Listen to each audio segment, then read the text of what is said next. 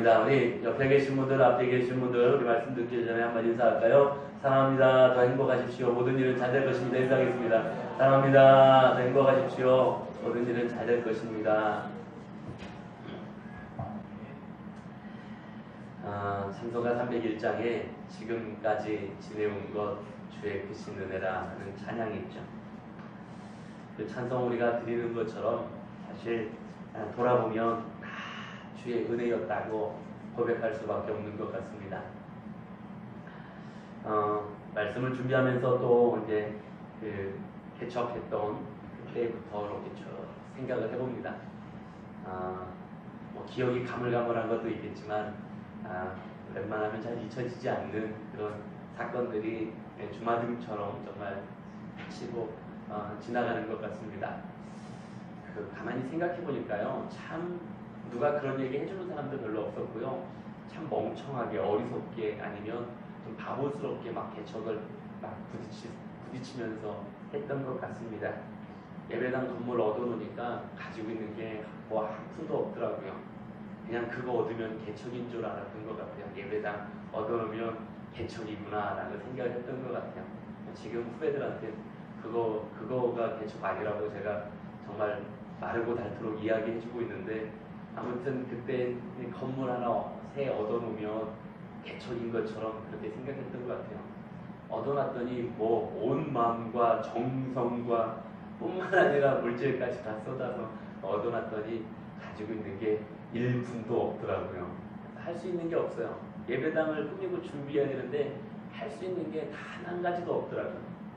그래서 제가 뭐 했냐면 내내 청소만 했어요. 할 수 있는 거 몸뚱아리로 청소밖에 할 수 있는 게 없더라고요. 그래서 가끔 그때 생각하면 또 가지고 있는 게 없어서 그냥 사진도 몇 컷 없는데, 그때 생각하면 한 게 뭔가 보니까 맨날 고무장갑을 이렇게 막 껴대고 맨날 청소만 한 것 같아요. 이렇게 그 예배당 준비가 그냥 청소하는 게 예배당 준비였던 것 같아요. 물론 대부분 그냥 갖춰진 게 있었어요. 이렇게 정말 고전적 분위기에 휘장이 전체 예배당을 휘감고 있는 그런 모양이에요.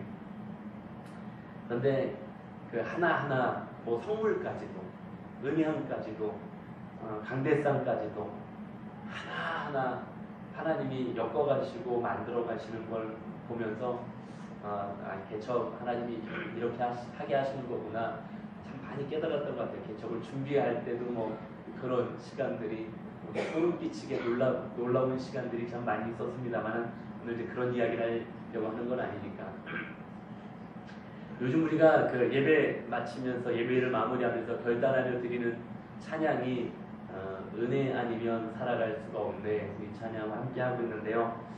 이 찬양의 가사 또 그 고백처럼 은혜 아니었으면, 정말 하나님이 도우시지 않았으면, 뭐 하나님의 은혜가 아니었으면 어떡할 뻔했나 라는 생각을 뭐 하루에도 수십 번씩 수백 번씩 더 해보게 되는 것 같습니다. 전에 있었던 그 구성교회 성도님들 몇 분이 오셔서 페인트를 같이 칠해 주시겠다고 그래서 오셨어요. 페인트를 칠하는데 저도 아마추어, 그분들도 아마추어.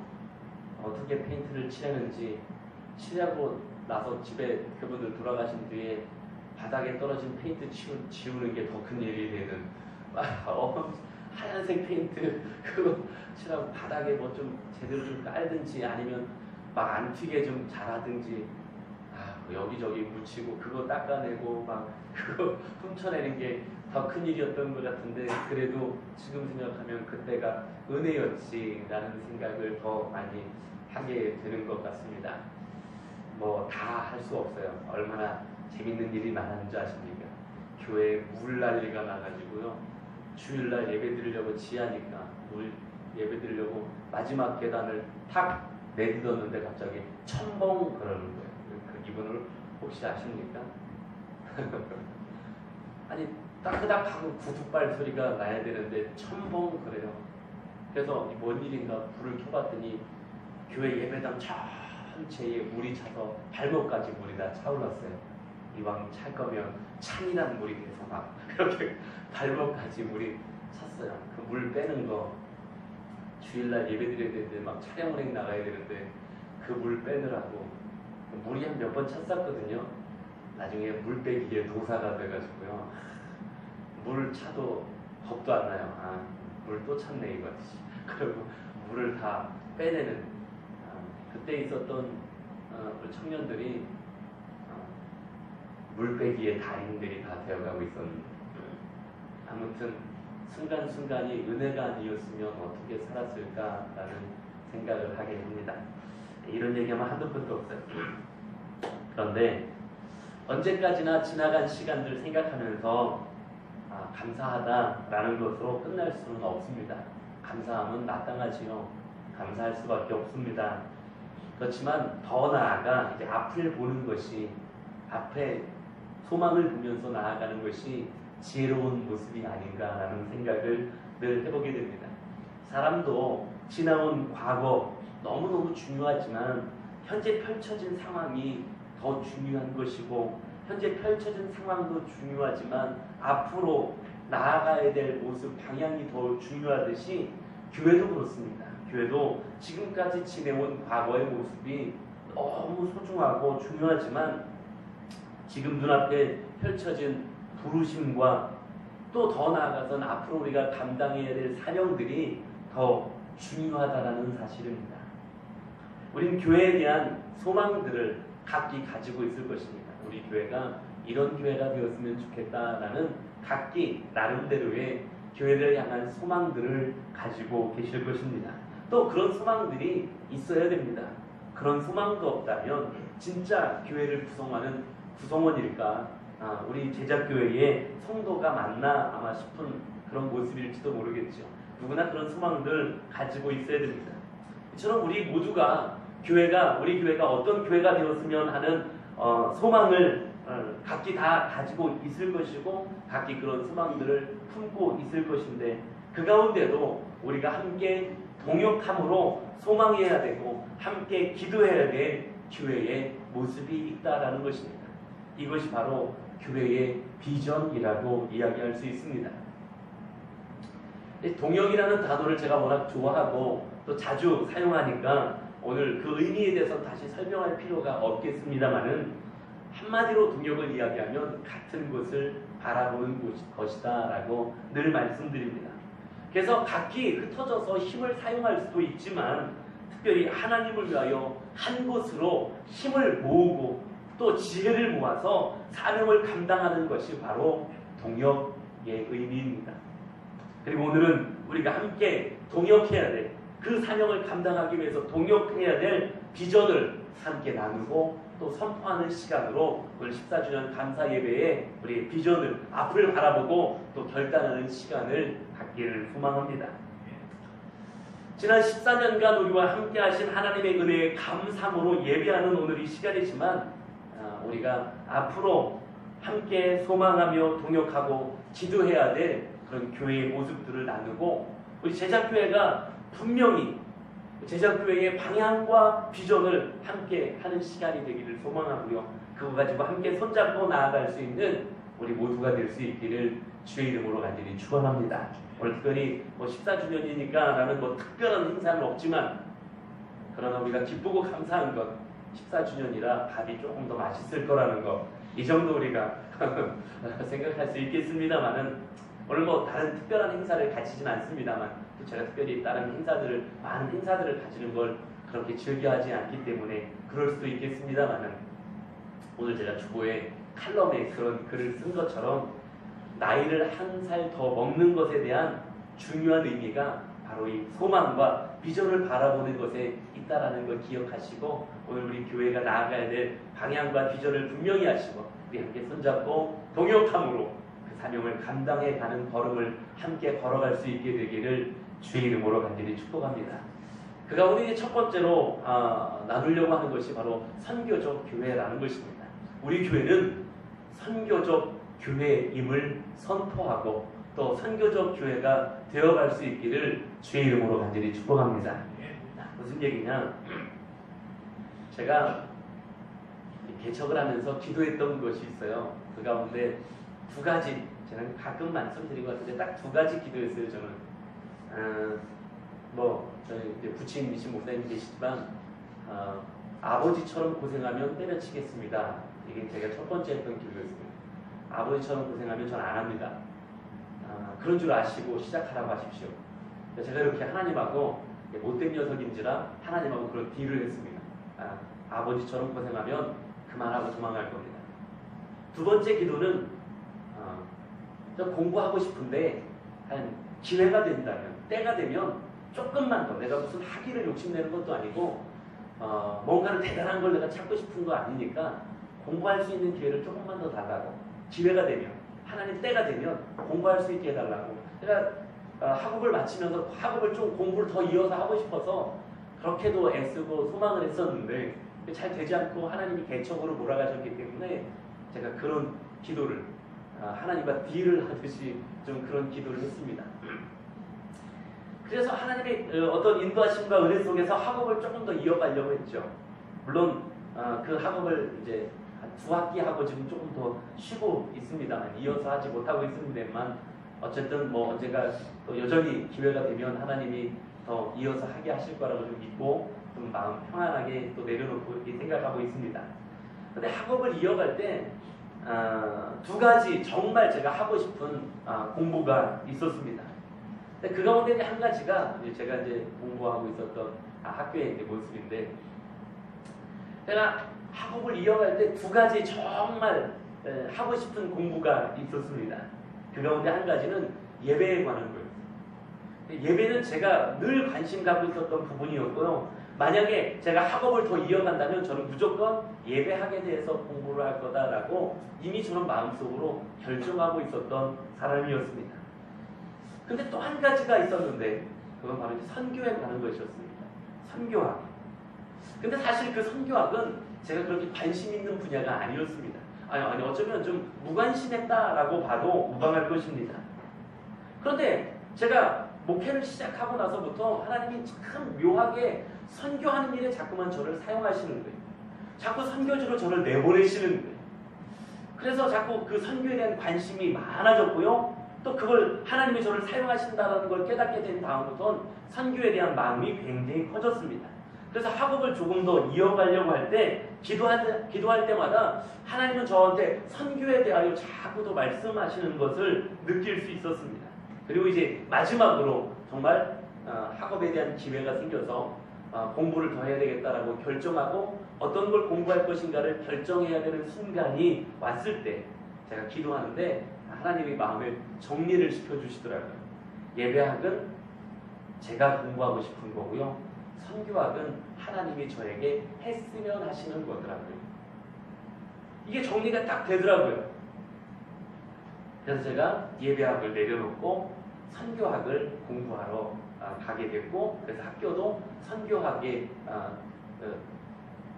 선교학으로 유명한 그 학교를 결정하게 되었던 것입니다. 제가 선교학으로 하기는 너무 부족한 사람입니다. 왜냐면 전 선교학에 대한 베이스가 별로 없는 사람입니다. 물론 뭐 기본적인 과목들이야 공부했겠습니다만은 저는 석사 과정을 마칠 때까지 선교학이 제 전공이 아니었습니다. 제가 학위 공부를 하기에 선교학이라는 과목은 썩 적합하지 않았습니다. 왜? 저 준비가 되어 있지 않으니까요. 그리고 가서도 너무너무 고생을 많이 했습니다. 거기에 앉아서 공부하는 사람들은 이미 선교학에 대한 베이스가 충만하신 분들이고요. 뿐만 아니라 선교지에서 선교를 하다가 잠시 들어오셔서 공부하시고 재충전하시고 또 학위를 마치고 또 나가려고 이미 선교 필드에 대한 경험들도 충만하신 분들이었어요. 근데 나는 잘 알지도 못하는 사람이 선교학으로 공부한다고 하니까 저는 참 쉽지 않은 그런 시간들이었습니다. 그런데 제가 가서 공부하게 된 첫 학기부터 논문의 방향과 또 그 학업의 방향을 결정하는데 제 전공으로 결정하게 된 것이 바로 미셔널 처치, 바로 선교적 교회에 관한 것이었습니다. 물론 이 선교적 교회라는 미셔널 처치라는 것이 생소한 단어일 수도 있습니다만은 결국 공부를 하면 할수록 이것이 하나님께서 교회에게 명령하신 명령이고 시대적으로 다시 회복해야 될, 교회가 회복해야 될 사명이, 특별히 이 시대에 우리가 교회의 본질을 기억하면서 건강하게 세워가야 될 교회의 모습이 바로 선교적 교회다, 바로 미셔널 처치다라는 것을 깨닫게 되었습니다. 선교적 교회라는 것이 매우 포괄적인 의미의 단어가 되겠습니다만은 결과적으로 보면 아주 쉽게 말씀드리면 이것이 선교적 교회입니다. 모든 면에서 어떤 것든 상관없습니다. 뭐 그릇은 상관없다라는 거예요. 근데 그 담겨진 것이 무엇이어야 되냐? 복음을 전하는 것과 반드시 연결되어 있어야 된다라는 거죠. 그게 바로 선교적 교회의 모습입니다. 이게 결국은 선교적 교회죠. 아주 쉬운 예를 들어볼까요? 저희 교회는 이미 선교적 교회의 모양을 가지고 있습니다.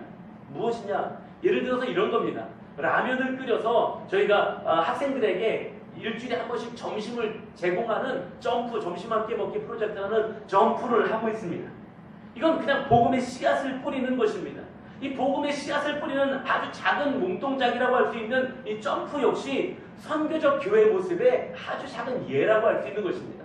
이거 우리가 뭐 대단한 건 아니지만, 우리한테는 대단하지만, 어떻게 보면 대단한 일도 아니지만, 어떻게 보면 아주 작은 거지만, 어떻게 보면 이것 때문에 뭐 어떤 사람이 교회 나왔는데 이것 때문에 얼만큼 교회가 부흥되었는데 어쩌면 이것들이 아닐 수도 있지만, 교회가 복음을 담아내고 복음을 씨앗을 뿌리는 일을 감당하고 있는 모습, 이것이 바로 선교적 교회의 모습인 것입니다. 이건 아주 다양하게 나타나고 있습니다. 그리고 20대에 하나님이 명령하신 것이 그것이기 때문에, 교회를 향하여 주신 명령이 바로 그것이기 때문에 오늘날 교회는 선교적 교회가 되어야 한다라는 것입니다. 오늘 본문 속에 등장하는 이 사도행전의 놀라운 기록을 보면 거기서도 하나님께서 역사하시는 놀라운 선교적 교회의 모습이 등장하게 됩니다. 바로 오늘 안디옥 교회가 등장하죠. 그런데 이 안디옥 교회를 세워가시는 하나님의 모습은 실로 놀랍습니다. 교회는 어떤 교회는 선교적 교회이고 어떤 교회는 선교적이지 않은 교회라고 말할 수 없습니다.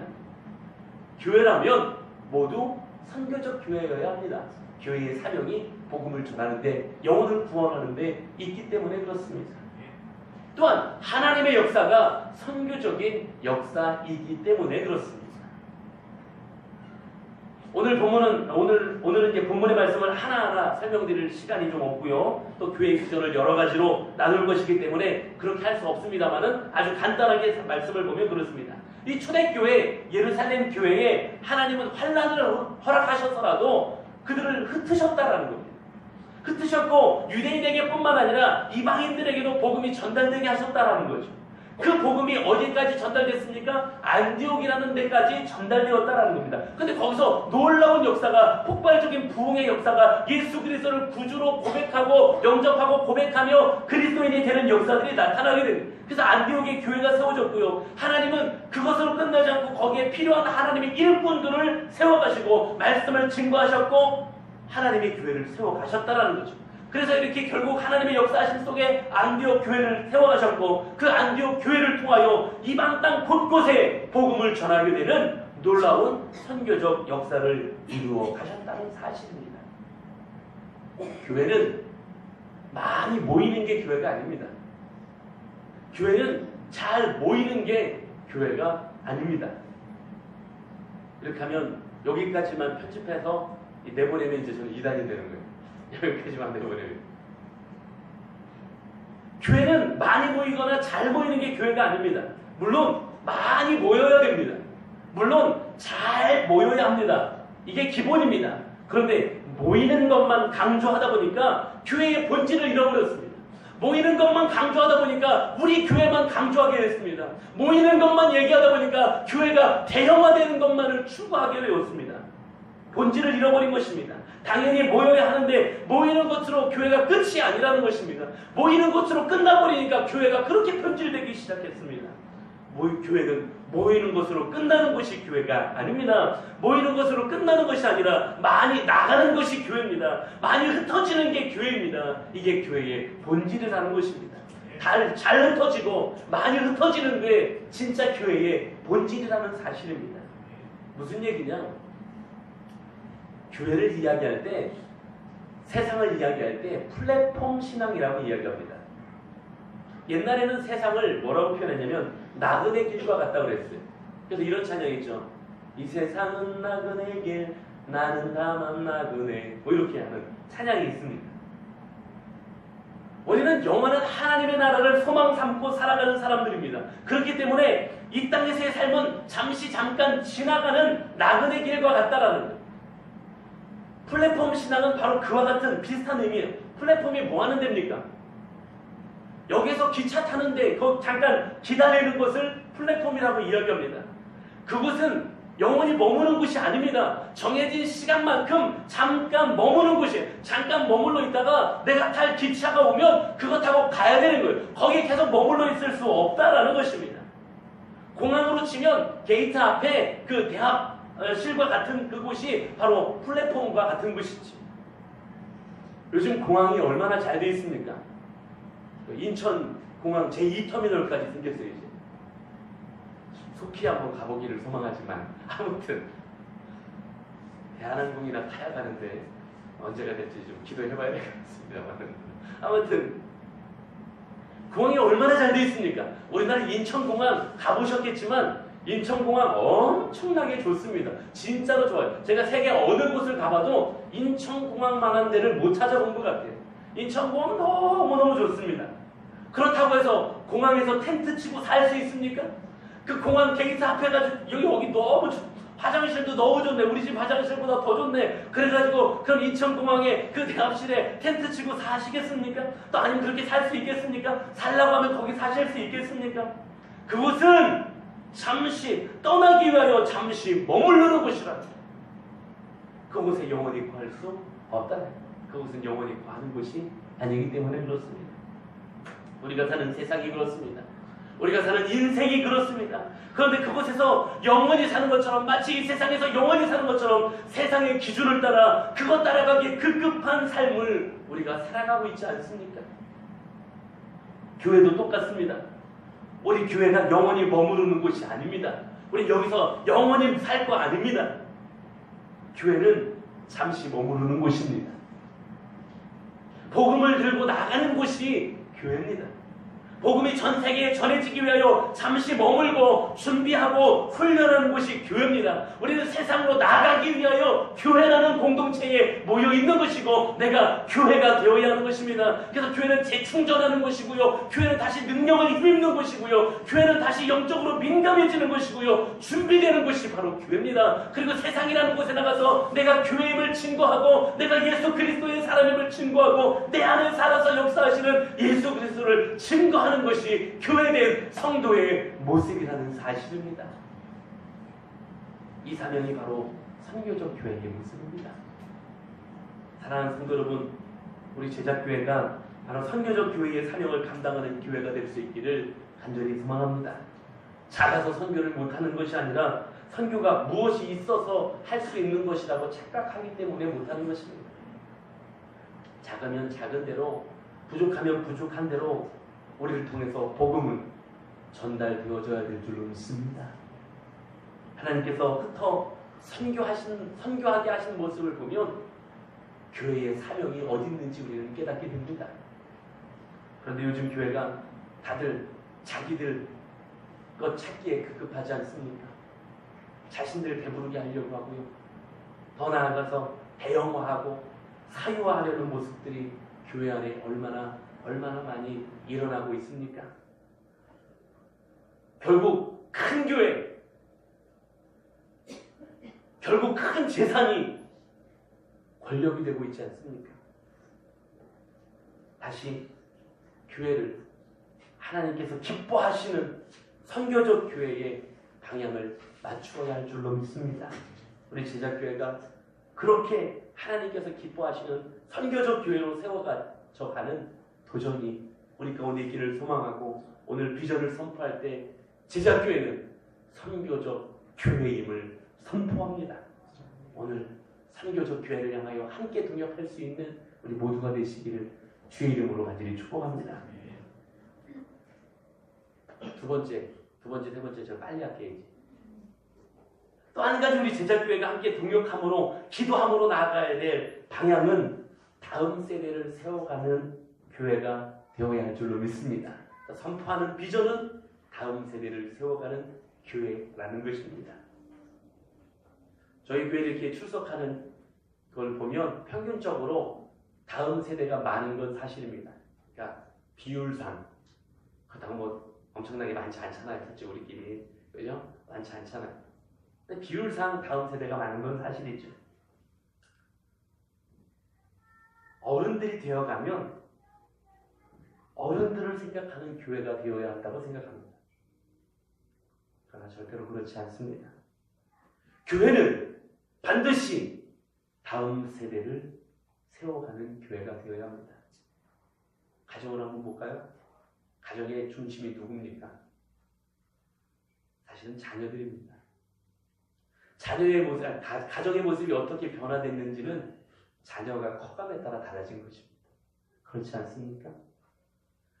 가정은 그렇습니다. 그런데 왜 교회는 그렇지 않습니까? 왜 자꾸 교회는 어른들 중심이어야 된다고 생각합니까? 아니요.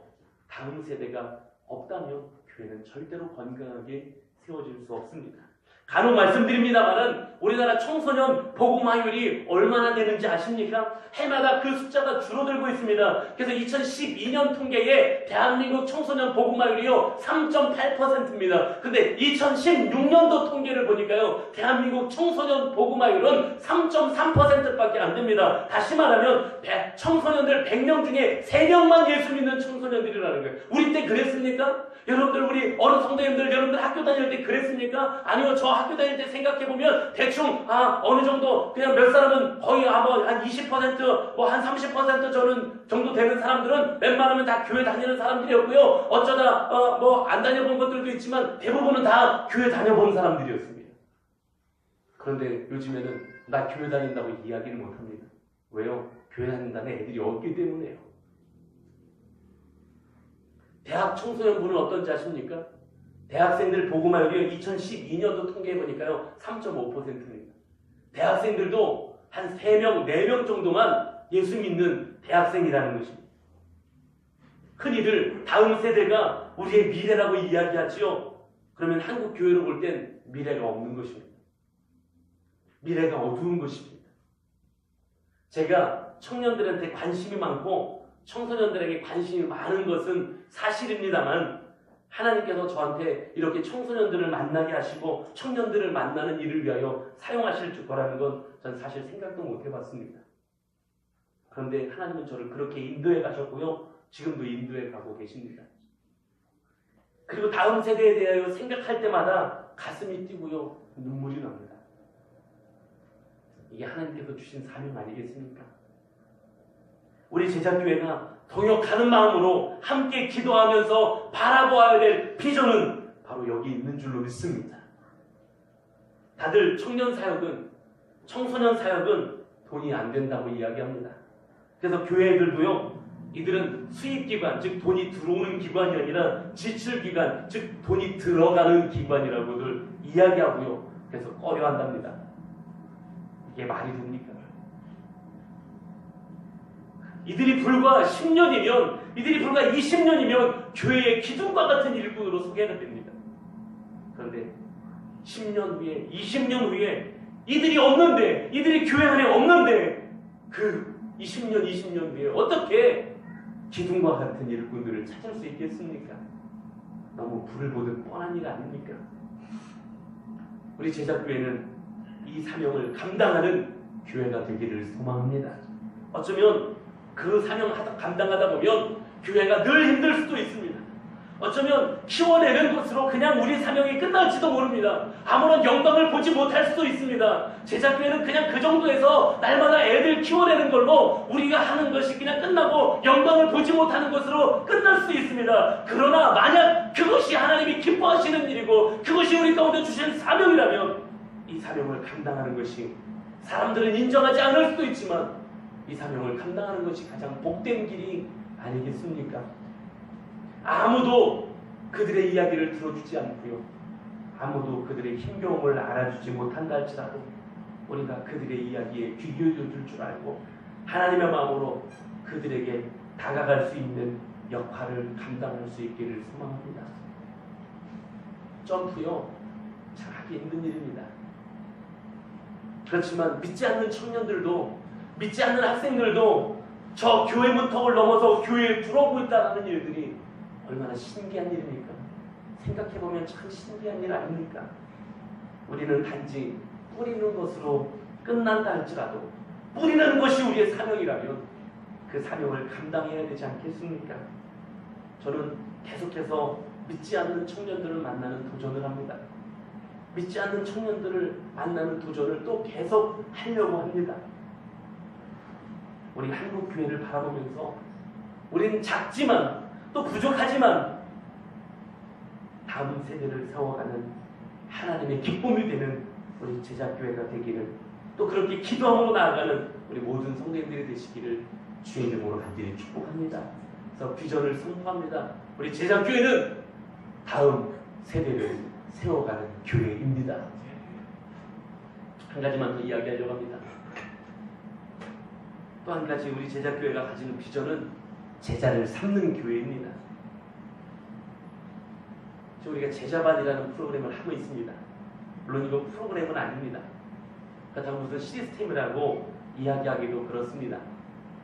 그런데 우리에게 주신 본질적인 사명이 여기에 있다라는 것입니다. 제자반을 이제 처음 시작하면 제가 항상 멘토와 멘티, 제자와 또 제자반을 제자로 세워지는 그 분들과 제가 항상 같이 첫 시간을 같이 합니다. 그러면서 꼭 이 말씀 드리죠. 우리 제자교회에게 주신 슬로건이 무엇입니까? 제자 되고 제자 삼는 교회입니다. 이것은 제가 제자교회를 개척할 때 하나님께서 개척하는 이 목사에게 매우 강하게 주셨던 메시지였습니다. 그런데 이 종이 어리석은지라 그것을 깨닫는데 너무 오랜 시간이 걸렸습니다. 그리고 제가 부족한지라 그것을 준비해가는 과정이 너무 오래 걸렸습니다. 준비한다고 했는데 어떻게 보면 이 제자반을 잘 살펴보면 참 답답하고 참 어리석은 방법 같아 보이기도 합니다. 그런데 하나님이 저에게 깨닫게 하신 건 이게 가장 정확한 거였고요. 이게 가장 빠른 것이었습니다. 인간적으로 보면 너무 더뎌 보이고요. 인간적으로 보면 굳이 이렇게까지 해야 되나 라고 답답해 보일지도 모르는데 하나님은 이걸 원하셨고요. 이것이 가장 정확하고 빠른 방법이 또한 되어질 줄로 믿습니다. 설교를 해야 되지만 오늘 좀 묶어서 하는 날이니까 자세히 말씀드릴 수는 없습니다만은 제자교회를 세워가는 일을 맡기신 이 목사에게 주신 메시지지만 그러나 제자교회에 우리 모두가 제자교회 되었기 때문에 제자교회에게 주신 사명이고 또한 메시지인 줄로 믿습니다. 성경구절 하나 보면 디모데후서 2장 1절 2절 말씀 보면 내 아들아 그러므로 너는 그리스도 예수 안에 있는 은혜 가운데서 강하고 또 내가 많은 증인 앞에서 내게 들은 바를 충성된 사람들에게 부탁하라. 그들이 또 다른 사람들을 가르칠 수 있으리라. 바로 이게 제자반의 방법입니다. 내가 예수 그리스도 안에서 충만하여져서 예수 그리스도의 제자가 되고요. 또 다른 충성된 사람들을 가르치면 그들도 예수 그리스도의 제자가 돼서 또 다른 제자를 삼는 일들을 감당할 수 있게 된다는 것입니다. 예수님께서 이 땅에 오셔서 하셨던 사역들이 무엇입니까? 가르치시고요. 천국을 선포하시고요. 힘겨운 자들을 위로하시고 병든 자들을 치유하시고 이런 사역을 하셨습니다. 그런데 가만히 살펴보면요. 이 사역의 중심에 있는 매우 귀한 사역이 있습니다. 그것이 무엇인지 아십니까? 바로 제자를 삼는 거였습니다. 예수님이 바로 그 사역을 하셨다라는 것입니다. 제자를 세우는 사역을 하신 것입니다. 제자를 삼으셨고요. 훈련시키셨습니다. 심지어 제자들에게만 알아들을 수 있게 말씀하셨고요. 심지어 제자들만 따로 불러놓고 말씀하셨습니다. 그렇게 제자를 세워가는 사역을 하셨고요. 그렇게 제자들을 세우시고 훈련시키셔서 그들에게 사명을 주시고 그들을 파송하시는 사역이 예수께서 이 땅에 오셔서 하셨던 사역이었다는 것입니다. 그래서 12명의 제자를 삼으셨고요.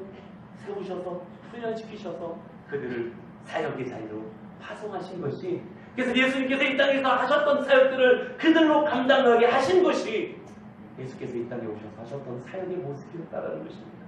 오늘 우리에게 주신 사명도 여기 있습니다.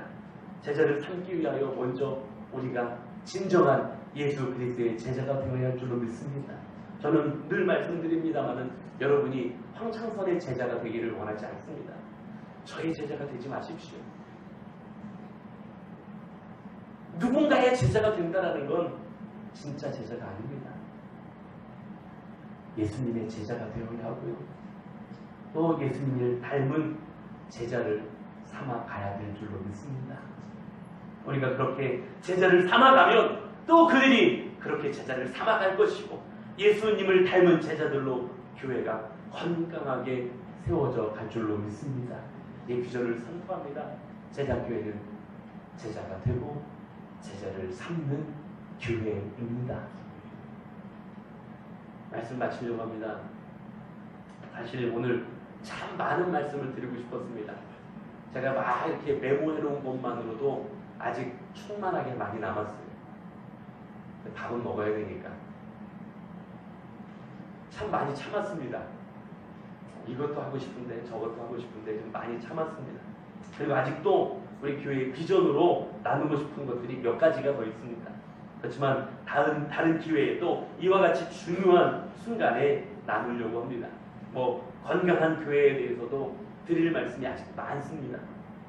또 그 건강한 교회 가운데 우리가 기도하고 있는 한 가지 분립 개척에 관한 말씀도 참 드려야 될 말씀들이 참 많이 있습니다. 그러나 오늘 이 몇 가지 말씀드린 것으로 오늘 시간을 좀 정리해 보려고 합니다. 오늘 나눈 이 몇 가지 말씀들이 우리 제자교회 모든 성도님들에게 함께 도전이 되고 함께 기도하게 되는 동역의 사명들이 되기를 간절히 소망합니다. 세상의 가치와 기준 속에서 보면 우린 작고 연약한 존재들일 수밖에 없습니다. 그렇지만 이렇게 만나게 하신 하나님이 얼마나 감사한지 모릅니다. 하루에도 12번도 더 생각납니다. 이렇게나 귀한, 이렇게나 사랑스러운 성도님들을 만나게 하셨고 이렇게 함께 이 길을 걷게 하신 것이 얼마나 기쁘고 또 감격스러운지 모르겠습니다. 우리가 나이 한 살 나이를 먹는 것처럼 오늘 우리 교회도 한 살의 나이를 더 먹습니다.